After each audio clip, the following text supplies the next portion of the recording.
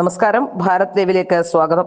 ജമ്മു കശ്മീരിൽ വിനോദസഞ്ചാരികൾക്ക് നേരെയുണ്ടായ ഭീകരാക്രമണത്തിന്റെ ഉത്തരവാദിത്വം പാക് ഭീകര സംഘടനയായ ദ റെസിഡന്റ് ഫ്രണ്ട് ഏറ്റെടുത്തിട്ടുണ്ട്.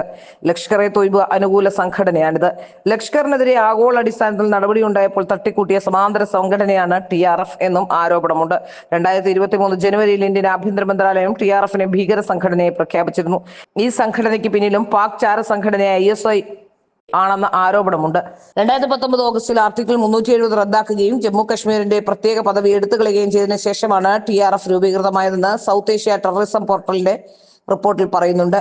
LETയുമായി ബന്ധമുള്ള സാജിദ് ജാഡ്, സജാൽ ഗുൽ, സലീം റഹ്മാനി എന്നിവരാണ് TRFിന്റെ നേതൃത്വത്തിലുണ്ടായിരുന്നത്. കറാച്ചി കേന്ദ്രീകരിച്ച് പ്രവർത്തനം ആരംഭിച്ച TRFിന് ടെലിഗ്രാം, വാട്സ്ആപ്പ്, ട്വിറ്റർ, ഫേസ്ബുക്ക്, ടാം തുടങ്ങിയ സമൂഹ മാധ്യമ പ്ലാറ്റ്ഫോമുകളിൽ ശക്തമായ സാന്നിധ്യമുണ്ട്.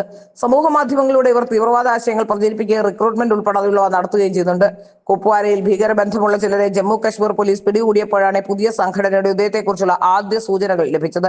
നിയന്ത്രണ രേഖയ്ക്ക് സമീപം ഭീകരർ ഉപേക്ഷിച്ച ആയുധങ്ങളുടെയും വെടിക്കോപ്പുകളുടെയും ശേഖരവും പോലീസ് കണ്ടെത്തിയിരുന്നു. 2020 മുതലാണ് അക്രമങ്ങളുടെ ഉത്തരവാദിത്വം ഈ ഗ്രൂപ്പ് ഏറ്റെടുക്കാൻ തുടങ്ങിയത്. വിവിധ തീവ്രവാദ ഗ്രൂപ്പുകൾ ആക്രമണങ്ങൾ നടത്തിയിരുന്നെങ്കിലും TRF മാത്രമായിരുന്നു അവരുടെ ഉത്തരവാദിത്വം ഏറ്റെടുത്തിരുന്നത്. 2024 ഒക്ടോബർ 20 നടന്ന ഗന്ദർബലിലെ സോനാമാർഗ് ടണൽ ആക്രമണത്തിന്റെ ഉത്തരവാദിത്വം TRF ഏറ്റെടുത്തിരുന്നു. ഭീകരവാദ പ്രവർത്തനങ്ങൾ പ്രോത്സാഹിപ്പിക്കുന്നതിനായി TRF ഓൺലൈൻ മാധ്യമങ്ങളിലൂടെ യുവാക്കളെ റിക്രൂട്ട് ചെയ്യുകയും ഭീകരവാദ പ്രവർത്തനങ്ങളെക്കുറിച്ച് പ്രചരണം നടത്തുകയും ചെയ്തതായി ആഭ്യന്തര മന്ത്രാലയത്തിന്റെ വിജ്ഞാപനത്തിൽ വ്യക്തമാക്കുന്നു.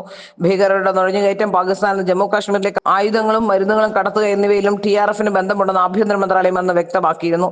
ആളുകളുടെ പേര് ചോദിച്ച് കൃത്യമായി മതം മനസ്സിലാക്കിയാണ് ഭീകരർ വെടിയുതിർത്തത്.